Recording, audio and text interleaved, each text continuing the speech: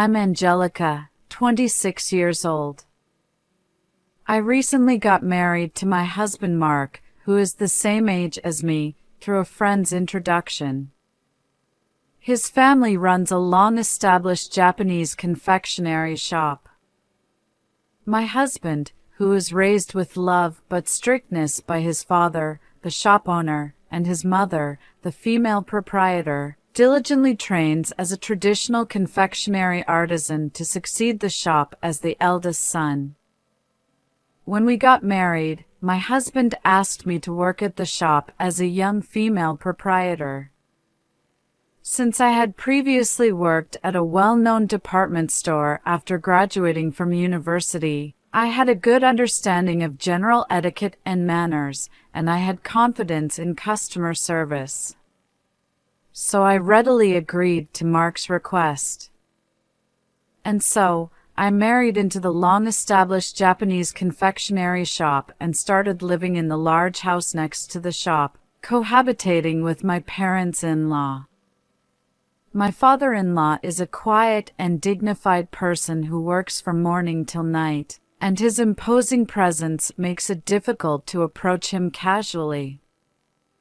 My mother-in-law is a cheerful and elegant female proprietor who is well known in the local community and is beloved by regular customers and employees working at the shop. When I joined this family, she warmly welcomed me and taught me the job with care. However, around 3 months after getting married, my mother-in-law's attitude gradually started to change. Angelica, a regular customer who came today, was praising you. They said you are beautiful and have grace. Oh, really? But I'm glad. Since I married into this family, I can't let down the face of the long-established shop. Though modest, I was very happy. I aspired to become like my mother-in-law, standing at the shop and protecting this traditional establishment together with Mark. I held respect and admiration for my mother-in-law, who supported the shop as the female proprietor. Seriously, you learn quickly, and when you're at the shop, you bring a certain charm. You're already the face of the shop, aren't you? Maybe it's time for a change of female proprietors? The employee said with a laugh, and then, from behind, "Hey! What are you chatting about?" My mother-in-law's angry voice echoed. "Angelica, if you have time to chat, you should study more. Newcomers like you don't have time for breaks." I am sorry. After seeing off my displeased mother-in-law as she walked away, one of the employees whispered to me, "I think the female proprietor is probably jealous because you're so talented. You see, it's frustrating for her to see many customers coming to meet you." Upon hearing that, I felt a mix of emotions and an odd sense of unease. I couldn't just stand still, so I hurried back to work. The next day, when I arrived at work, I greeted one of the employees. "Good morning, let's have a good day today." There was no response. I didn't think much of it, assuming they didn't hear me. I greeted the other employees as usual. However, none of them made eye contact with me, and it was clear that something was off. The way everyone was avoiding me made me wonder, what's going on? We were talking normally yesterday. Did I do something wrong? With that thought in mind, I couldn't hide my agitation. Just then, my mother-in-law appeared. "Try tasting the new Japanese confectionery." And then, "Yes, female proprietor." In a soft voice, everyone flocked to my mother-in-law. I stood at the storefront, feeling a sense of unease from that scene, but I greeted the customers with a smile. The next day, and the day after that, everyone's attitude remained unchanged. Contrary to their indifferent behavior towards me, they began fawning over my mother-in-law, and I couldn't understand why. It left me bewildered and with a strong sense of exclusion. Amidst all this, I discovered that I was pregnant. My husband shed tears of joy when he found out. When I informed my mother-in-law about the pregnancy, "Oh, really? Well, make sure you continue to work diligently," she responded with cold words.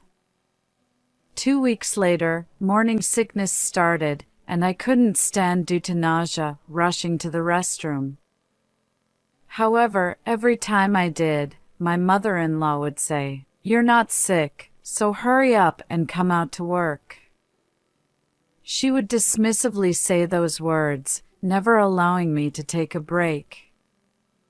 Seeing me pale-faced and struggling to stand, the employees whispered to each other, "She looks terrible. It's damaging the shop's reputation. I wish she would quit." They whispered quietly. Quietly, I returned to my room and let out a deep sigh.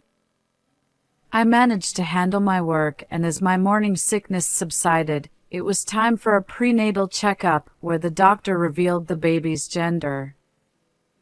"It's a girl." "How exciting!" I immediately informed my husband, and he happily exclaimed, "I hope she takes after Angelica, becoming a beautiful and well-mannered girl. I'm looking forward to it. I'm looking forward to it." He smiled with joy. That night, my husband and father-in-law were working late in the workshop. As I finished eating and found myself alone in the living room with my mother-in-law, I decided to share the news of the baby's gender with her. "The baby is a girl. She's growing well," I calmly informed my mother-in-law. However, her face turned red instantly, and she glared at me while shouting, "A girl? Are you kidding me? You useless woman." I couldn't find any words to respond to her sudden outburst, and my body trembled. She continued, "By marrying into this family, it means you have a responsibility to raise a successor for the shop. Try to be a little less stupid." My mind went blank. It was my beloved child, and the baby's gender didn't matter to me. All I wanted was for the baby to be born healthy. However, it wasn't the same for my mother-in-law. According to her, I could only fulfill a significant role as a daughter-in-law if I gave birth to a boy. It was too much to bear. Would I continue to hear these words until I give birth to a boy? The shock of having my first child rejected paralyzed me, and I couldn't move. "You know, since you came here as a daughter-in-law, you've been getting a bit too full of yourself. Do you understand your position?" While saying this, my mother-in-law let out a deep sigh, and I couldn't say anything in return. I clenched my lips tightly. Then I heard the sound of the front door opening. "I'm home." "Oh, what are you two doing together?" As my husband and father-in-law entered the living room, they looked at us curiously and asked, "Oh, we just finished eating." But my mother-in-law interrupted me, speaking in an excited voice and uttering unbelievable words. "I just heard it, but the baby in her belly is a girl. I'm looking forward to it." I hope she grows up to be a beautiful and well-mannered girl like Angelica. I said the same thing to Angelica today.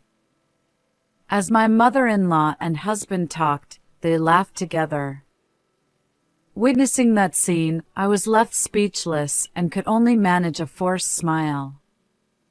My father-in-law seemed to scrutinize the situation for a moment, then without saying anything, he went back to his own room.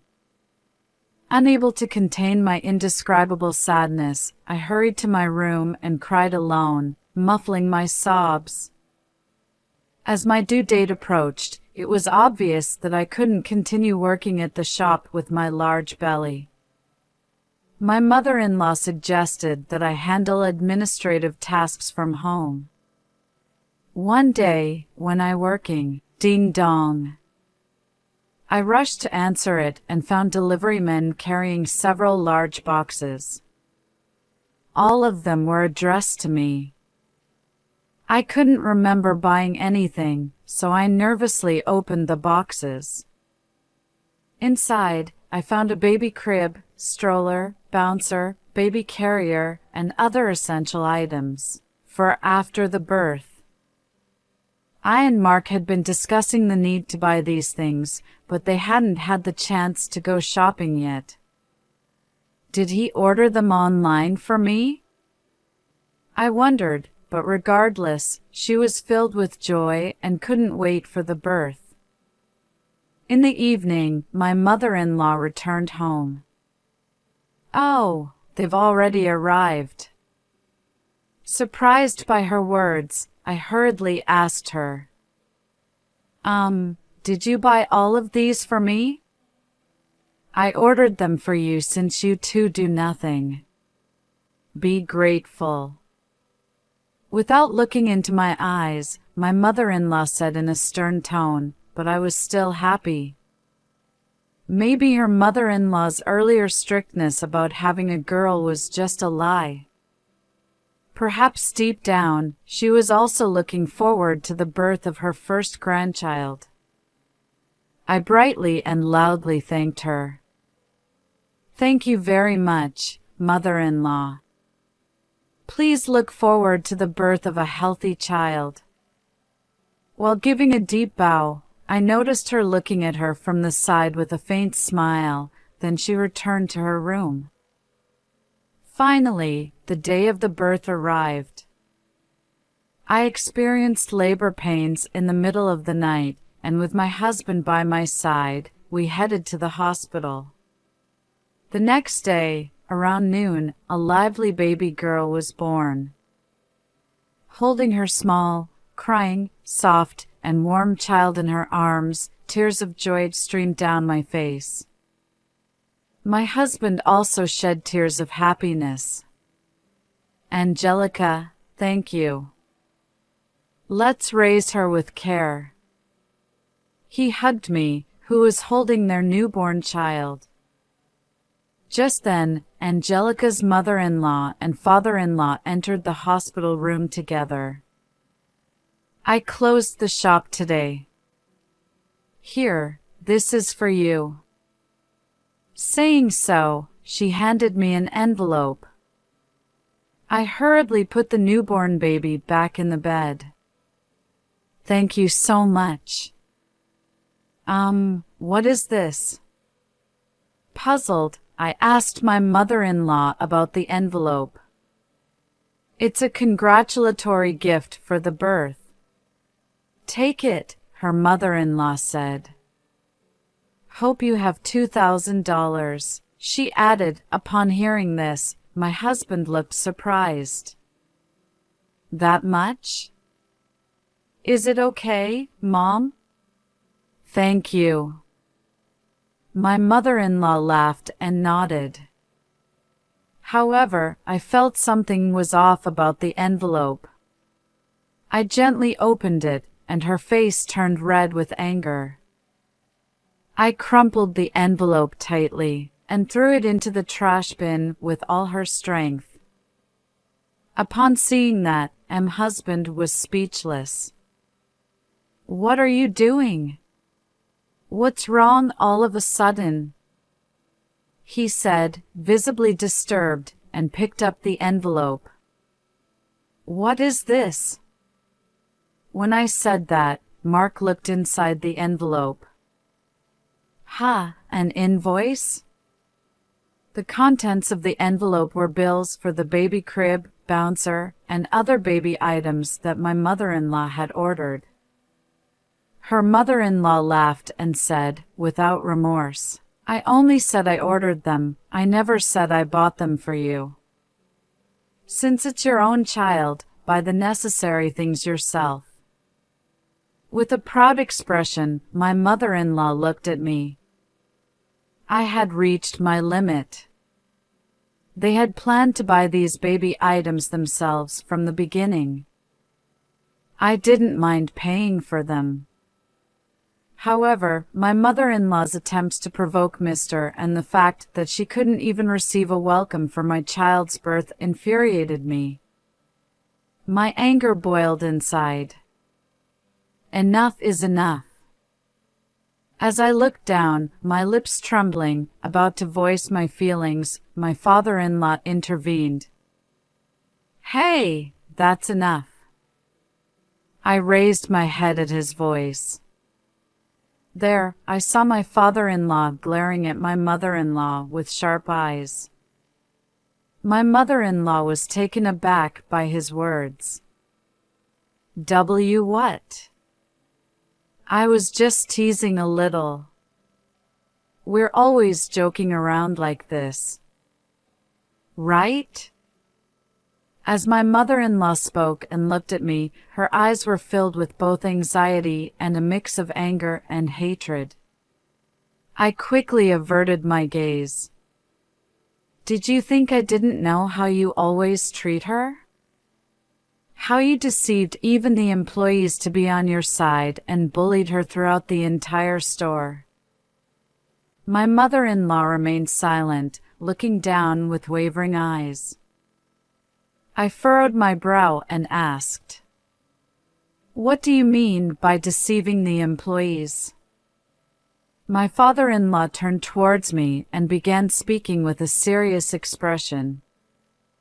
When I heard that the employees were bad-mouthing her behind her back after she couldn't work in her final month of pregnancy, I scolded them.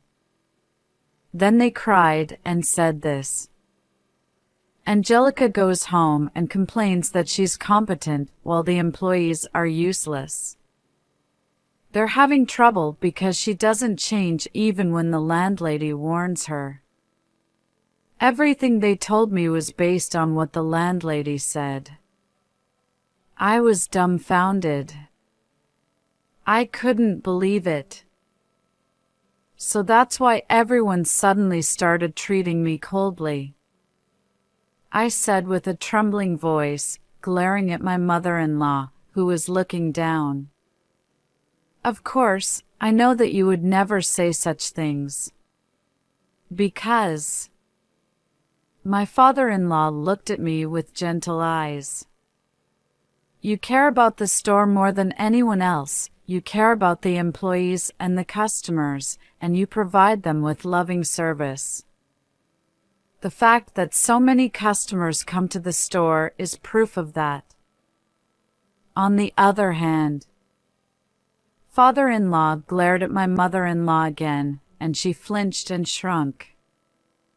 "On the other hand, you bullying your hardworking wife, spreading false information to the employees, poisoning the atmosphere of the store.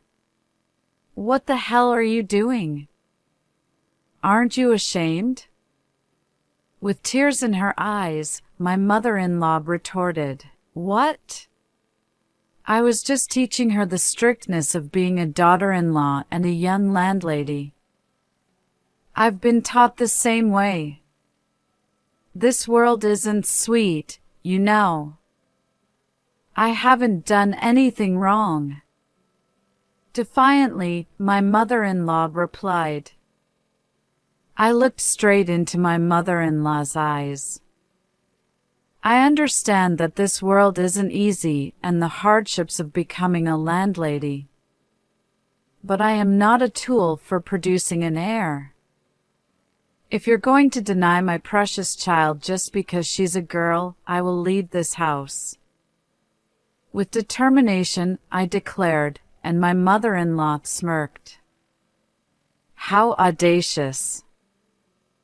Who are you talking to like that? If you want to leave, go ahead and leave. With a composed expression, she spat out those words, and my father-in-law raised his voice again. Are you still saying such things? It's you who should leave. Starting next week, you'll work and live in another branch. Angelica and the grandchild are off limits to you. My mother-in-law, who was told this by my father-in-law with a fierce tone, widened her eyes and trembled in panic. And no, in such a countryside. I refuse. Please, forgive me. Saying that, she grabbed my father-in-law's arm.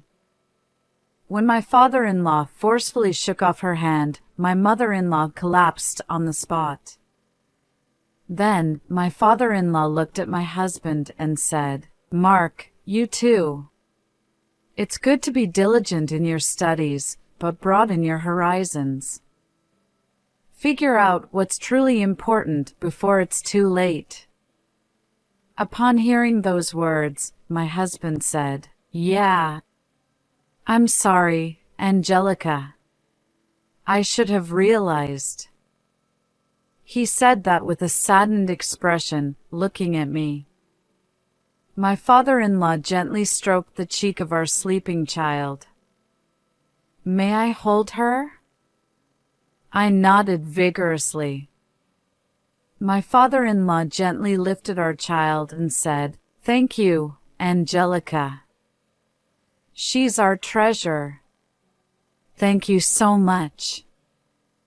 Seeing my father-in-law's eyes welling up, all the frustration and sadness I had held back until now overflowed. My husband gently rubbed my back without saying a word, while my stepmother slumped to the floor, silent and looking down. 1 week later, I returned home. Our daughter was named Sherry, and we started a new life together with our child. My mother-in-law was immediately transferred to a store outside the prefecture and worked there as a live-in employee.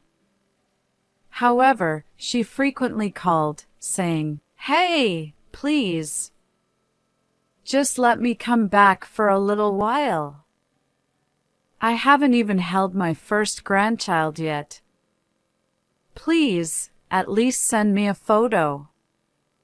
Please. Although I felt a little sympathy for my mother-in-law pleading in a tearful voice, I remained silent and hung up the phone as I was instructed not to have any contact with her by my father-in-law. After finishing preparing dinner at home, my father-in-law swiftly returned. And he went straight to our daughter. Sherry, I'm home. It's Grandpa. I'm back.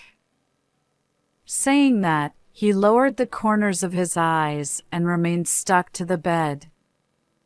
Witnessing this unexpected side of my taciturn father-in-law, I couldn't help but smile. Hello, I'm intruding. The employees, who had finished their work, arrived and said, Angelica, we're truly sorry. The employees apologized to me with teary eyes. According to the employees, they tearfully informed me that I had been expressing dissatisfaction and speaking ill of them and the landlady at home, and I had been acting with a haughty attitude. Out of anger and sympathy for the landlady, they began ignoring me. I smiled at the employees, who were looking down. It's all right now. More importantly, I'm sorry for leaving everything to you at the store. Please don't worry about it. You just gave birth, so please take your time to rest. Mark is managing the store, and we'll do anything we can to help. Relieved by their reliable words, I felt a weight lift off my chest. Just then, my husband returned home. "I'm back." "Oh, everyone's here." Although my husband still led a busy life, he was supportive in childcare and doted on our daughter just like my father-in-law. "Hey, Dad, can you give Sherry some space? I've only been able to see her sleeping face today. I want to hold Sherry too." "Me too." "Wait a moment, it's only been 10 minutes. Seeing everyone flocking around our daughter, my heart was at ease, and a smile involuntarily formed on my face.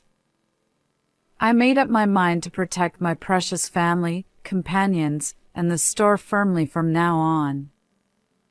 With that determination in my heart, I slowly approached everyone and gently smiled while looking at my daughter's face.